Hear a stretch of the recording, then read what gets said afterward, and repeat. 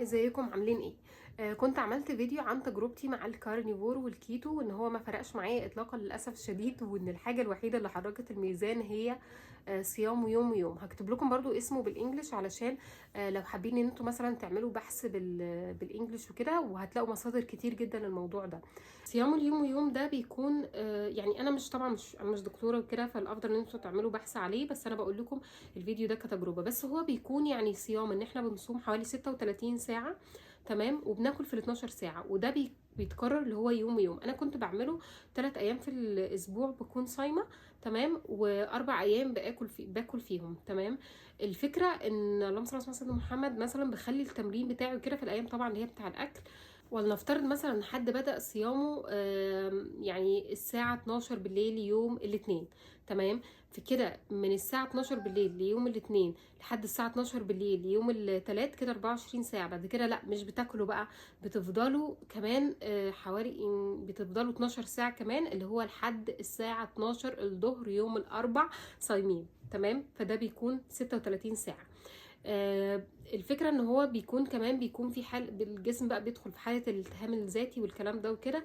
انا مش عايزه بصراحه اتكلم عن الناحيه الطبيه وفوائده والكلام ده وكده، علشان انا مش دكتوره، وحابه ان الافضل ان يعني ان انتوا تسمعوا فيديوهات طبيه شرح مفصل.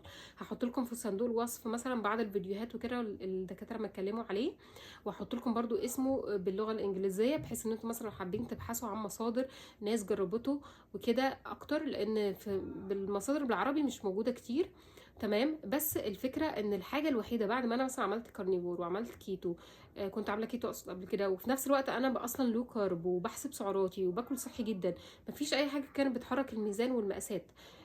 فده يعتبر بصراحه الحاجه الوحيده اللي حركت الميزان والمقاسات بعد سنين.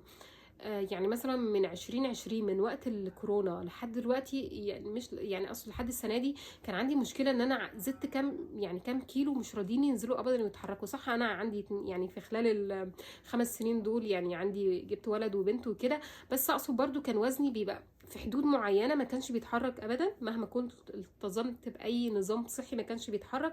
فبصراحه صيام يوم ويوم ده الحاجه الوحيده اللي حركت الوزن، تمام. اللهم صل على سيدنا محمد. زي ما قلت لكم ان انا مثلا كنت بعمله 3 ايام، لازم ان انا كنت بتمرن في الايام اللي هي مش فيها صيام علشان ما اجهدش نفسي، لان برضو احنا مش عايزين الجسم ان هو يدخل في اجهاد زياده عن اللزوم، فالكورتيزول يرتفع زياده والكلام ده وكده. فالفكره كمان ان هو زي ما احنا قلنا ان هو فكره الالتهام الذاتي، واللي هو بيخفف التهابات الجسم. انا بصراحه مش هقدر اقيس مثلا حاجه زي دي الا بالتحاليل. انا كانت تحاليل الحمد لله كويسه، بس انا عندي مشكله اللي هو الالتهابات زياده في الجسم، واللي هو بتحليل السي ار بي، تمام. ده انا اللي كنت بطلبه من الدكاتره في امريكا هنا ان هم يعملوه لي، وكان للاسف عندي نسبه الالتهابات عاليه. فانا ان شاء الله هعمل برضو تحاليل واشوف الالتهابات دي قلت ولا لا مع الصيام يوم ويوم، تمام، وهل فعلا الالتهام الذاتي ده حقيقي ولا لا. بس انا عايزه برضو اقول لكم للامانه ان انا عندي مشكله، وهي التوتر. فعندي الكورتيزول اكيد عالي، اللي هو ليه التوتر، او يعني كأي أم للأسف الشديد مش بنام كويس، مش بنام يعتبر خالص بالليل بسبب مثلا ابني والكلام ده وكده وبنتي. فده بالنسبة لي يعني مشكلة كبيرة، ان هو طبعا بيأثر على الحرق وبيأثر عامة على نشاط الشخص نفسه وكده. فدي طبعا مشكلة كبيرة جدا ان انا مش بنام كويس، وان انا عندي توتر للأسف الشديد كأي أم يعني معظم الوقت.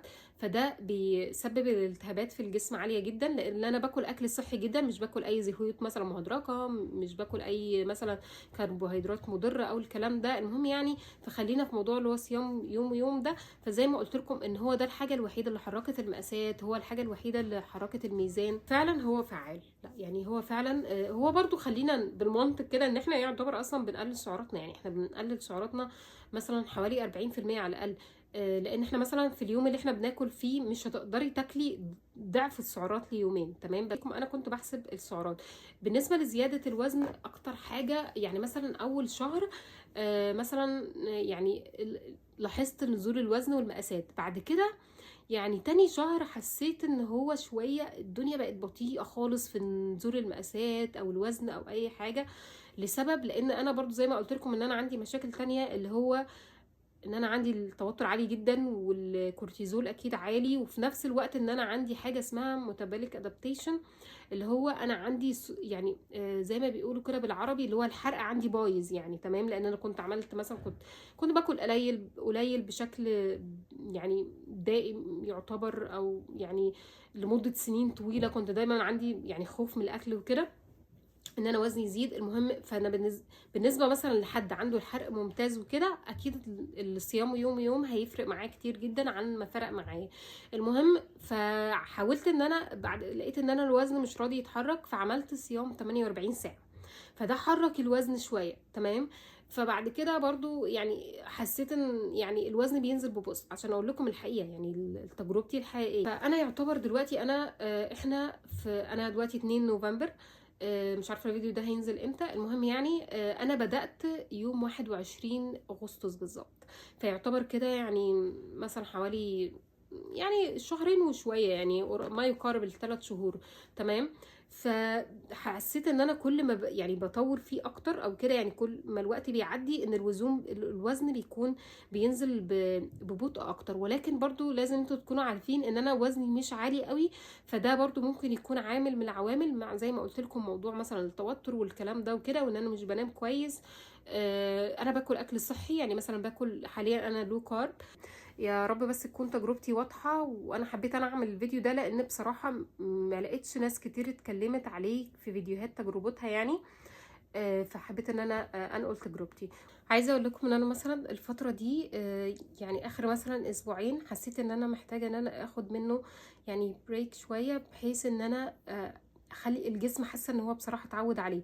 بس في لينك كده يا رب اعرف احط لكم الرابط بتاعه على فيسبوك خاص يعني بالموضوع الصيام اليوم واليوم ده.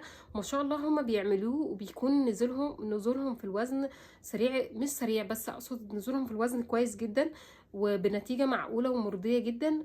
وتقريبا مش بياخدوا فواصل يعني، بس انا بالنسبه لي اخدت فاصل علشان انا حسيت ان هو يعني بقى مش فعال معايا يعني، تمام. وبيكون برضو على فكره اوزان اقل مني، يعني مش اقل مني لا، يعني اوزان مثلا في نفس حدود وزني وكده، وبرضو ما زالوا بينزلوا.